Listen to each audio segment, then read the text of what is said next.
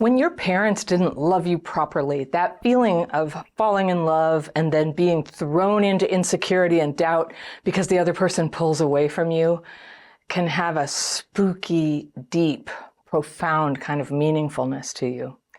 And it's very easy to confuse that dark feeling with something it most definitely is not, and that's love.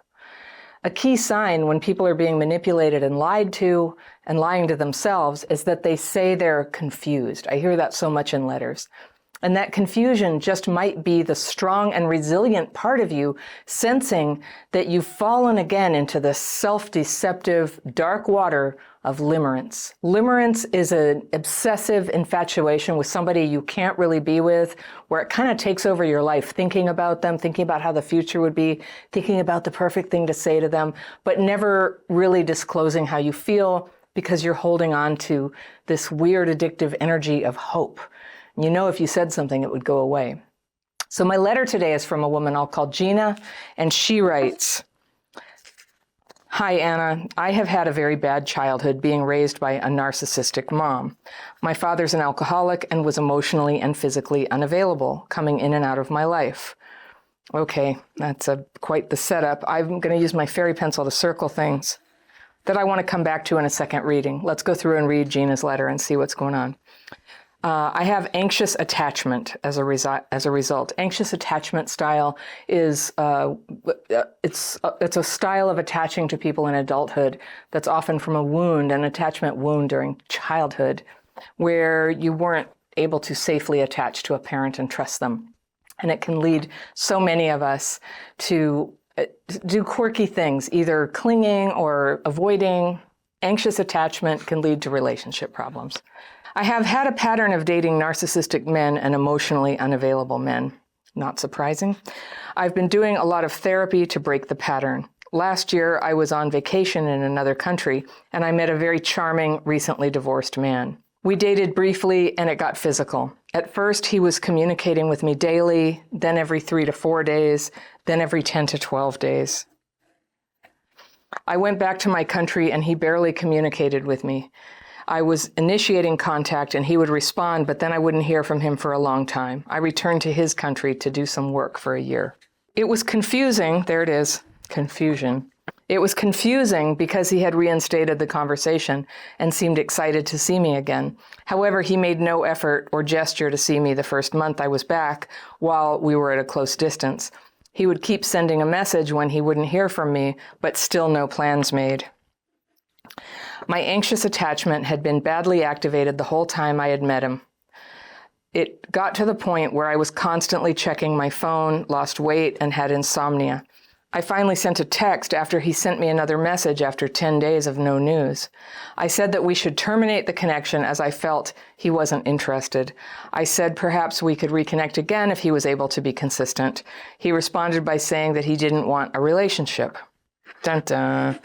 However, he wanted to orient toward a relationship with me if we kept being in touch. He then expressed interest in meeting face-to-face to finally have a chat. And I said yes, but then I changed my mind because something felt off. I didn't believe that he was being genuine by saying he wanted a relationship with me. I also felt that he might have been seeing someone else the whole time and was keeping me on the back burner. I texted him saying I changed my mind about meeting up, saying it wasn't necessary. I said there were red flags for me. He insisted on meeting face-to-face and said I was drawing hasty conclusions.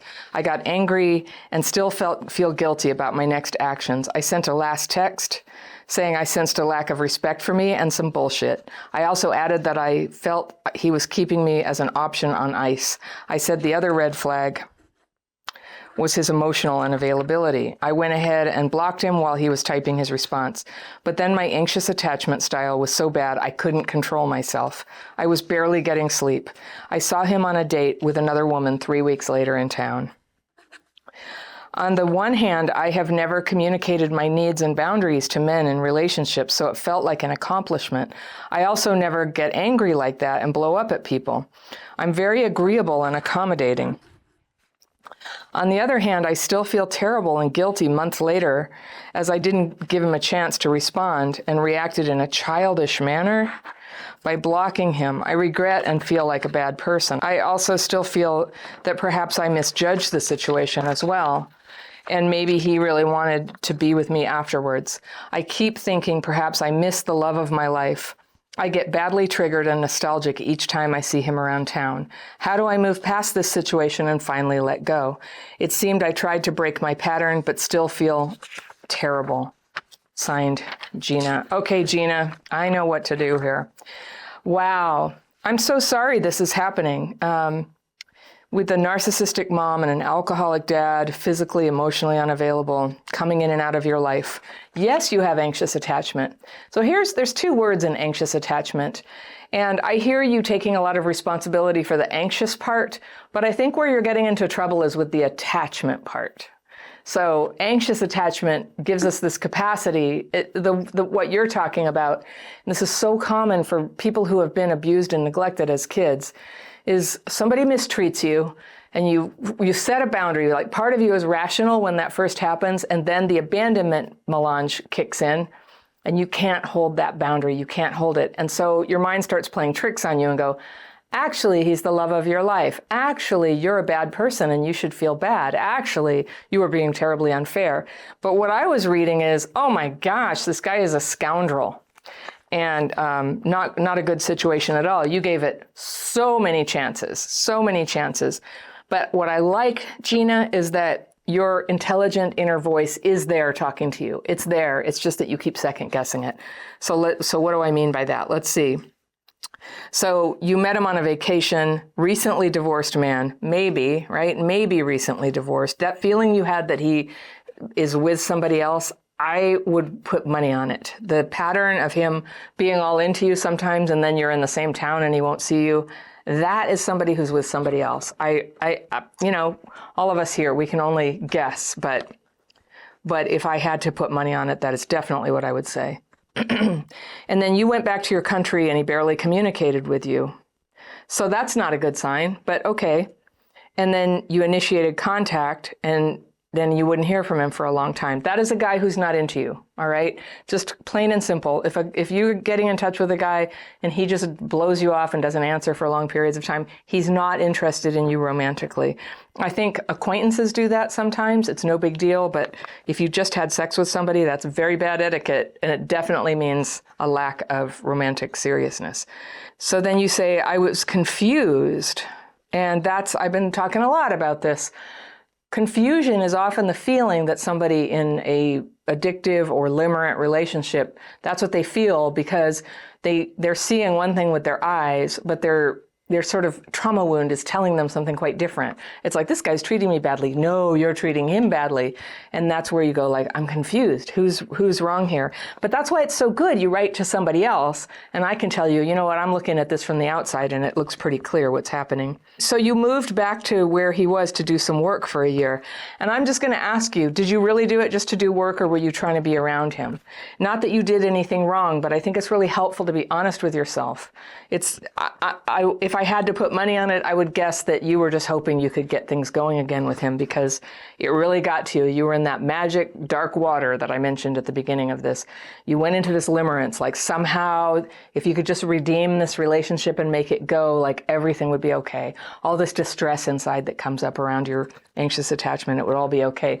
But I'll tell you something, as a person who also has anxious attachment, getting married to somebody who was into me did not fix the anxious attachment. Over time, it has subsided. Over time, enough has changed and I've had enough healing that it's no longer driving me and I feel more securely attached. But I would just warn you, like a relationship will not fix you on this one. Getting the man will not fix you, and definitely, if the man is just being like standoffish, it's probably going to kick up your wounds stronger. And that's the thing. If you have anxious attachment and you get into a relationship with somebody who's like aggravating it and making you genuinely feel anxious and insecure all the time, it's probably going to make your anxious attachment worse. So it's like for the long term of your healing, it's best to stay away from people who treat you like that. And I know that's easier said than done, but it's not good for you. It's just like opening up a wound, opening up a wound, opening up a wound. The best course of action is to take a period of healing, to be very, very deliberate about your healing, not just like like not having a relationship doesn't fix you all by itself either. It's the first step toward doing the work, which would be to have tools that you use to get very honest with yourself about what your pattern is, to work on changing that pattern and doing that with the support of other people. Tools and support. That is the magic formula to change something. And I'll tell you, these attachment wounds are deep. They're very deep. It's not like a quick fix. It takes consistency. It takes really remaining in friendship with your friends on the path with you towards healing and changing the pattern. And there are many women who have a similar pattern, who they're working on it, who you can be friends with. And what a positive thing that is. That's why I'm always talking about 12-step fellowships, because that's where you can meet them and support each other. Okay. So your anxious attachment was badly activated the whole time you were with them. And so, yeah, and that might happen in the best of circumstances, but it definitely happens when somebody keeps ghosting you. 10 days ghosting. Oh, geez. That's not cool. So then you said that we should terminate the connection, and you felt because he wasn't interested. And so I will just say right here, I'm going to nitpick here, that a lot of the ways that you communicate with him sound a little bit like you're more trying to go, are you sure you don't want to come around because I'm going to leave? I think we should end it because you're not interested. Instead of, I want to end this because this is just like not fun for me. I'm not happy. This isn't making me feel loved and secure. So I'm going by. And it's not a manipulation. It's actually like you standing up for what makes you happy. And I know it's another thing that's easier said than done, but I want to put that in front of you, that when you say I'm leaving because you're not giving me this thing I want, it's like an invitation for a romantic manipulator to get in there and go, I'll say the thing you want. And he did. And you said, oh, well, maybe we can connect again if he's able to be consistent. And, sitting where I sit in life now, I totally understand like trying to negotiate something like that. If you change, we can be together. And it sounds really good and true, but it's just like he's shown you who he is. He's shown you who he is. And so him being consistent doesn't fix it. What's going to work as a relationship is somebody who's like, wow, I'm really excited to know you, Gina. I'm attracted to you. I would like to spend time with you. Hey, can you spend some time, this weekend? Or, they put effort in because they like you. And you might think, oh, I just don't attract guys like that. But you can if you're not all entangled with the other kind, with this kind of messy thing that takes your self-esteem and kind of puts a gray cloud over it and makes you kind of, it's not attractive. And, no matter how much we pretend that we're fine or, we act like the breezy, cool girl, our nervous system is communicating where we really are at all times. And people who are healthy, their nervous system can sense that. So other people are attracted when you genuinely feel okay about where you are, when you genuinely respect yourself enough not to date jerks and not to have them lingering in your life. That is attractive, and you might be surprised who becomes interested in you when you clear all those people out of your life. That is part of my dating course. I give, step-by-step instructions on how to do that, how to clear away the people who don't belong, because either you have feelings or they do, but you don't both have feelings. You're not in a constructive mutual relationship. He admitted, I don't want a relationship. Okay, that's when I read that, I said, there it is, the truth. He doesn't want a relationship. Now, this is one that really goes, I have a download on things romantic manipulators say. I'll give it to you at the end of this video. And this is has to be added. It's so clever. However, I don't want a relationship, but I would like to orient toward a relationship if we keep being in touch. Now, if that isn't a bookmark, I don't know what is. To try to set you up to hope that he will want a relationship if you keep seeing him and either feeding his vampiric need for romantic attention through all these texts or actually getting together and having sex. But again, I'm very convinced this guy has somebody else, perhaps a wife, and he is keeping you on the back burner. So here's you. Here's where your inner voice knows. He wanted to have a chat. You said yes, but then you changed your mind. It felt off. Good girl, that's right. It's off. I didn't believe that he was being genuine. No, he's not. He was saying he wanted a relationship with me. Nope, he didn't say he wanted a relationship with you. He said he wanted to hang out and get face to face and orient toward a relationship. Oh dear, oh dear. Just so, for the record, when a man is into you, he will want a relationship with you. Okay? If he says he doesn't want a relationship, just believe it. That is it. If he's saying maybe later he will, that's a bookmark. That's not good enough. That's not good enough for beautiful you. You need somebody who wants a relationship right now and is doing the effort right now to get to know you, who is willing to pay attention to what your boundaries are, who's willing to notice like what's hard for you, what's easy for you, what makes you happy, what food you like, and who invites you to eat some of that food, who pays attention, right? Who's excited when it's your birthday, who has an idea for your birthday. That's a guy who's into you. So just use that as a reference point. Or the birthday thing, that's always like, if you use one thing, the birthday. So then you said, I also felt he might have been seeing someone else the whole time and was keeping me on the back burner. Yes, yes, yes, there's your radar. And you texted him saying, you changed your mind about meeting up. And you said it wasn't necessary. You said there were red flags. Okay, you don't have to explain yourself. When you set a boundary, you don't need to explain yourself. Those are an invitation for a manipulative person. You're basically telling them, here's what's the deal breaker for me. Would you like to do what you will with it? And he insisted on meeting face to face and said that you were drawing hasty conclusions, and you got angry and you blocked him. You sent a last text saying that you sensed a lack of respect and some bullshit. And you also added, I felt he was keeping me as an option on ice. And the other red flag was emotional unavailability. So you went ahead and blocked him while he was typing. But then your anxious attachment style was so bad you couldn't control yourself. You couldn't sleep. Yeah, you went into like full meltdown like a child would if they had run away from home, right? That was the emotional experience that you were having. That's not the physical reality of what you were doing. You were a self-respecting woman just saying, I don't want to date you. You just like, I've been miserable this whole time because you ghost me. You just say one thing and you do another. And I feel like you're seeing somebody else and you're holding me on ice. Like, that's terrible. You don't want to be in a relationship when the relationship you want to be in is the one that makes you feel good. You're like, this is good. I like this. I'm happy. Where you become a better version of yourself, not a scared, anxious version of yourself.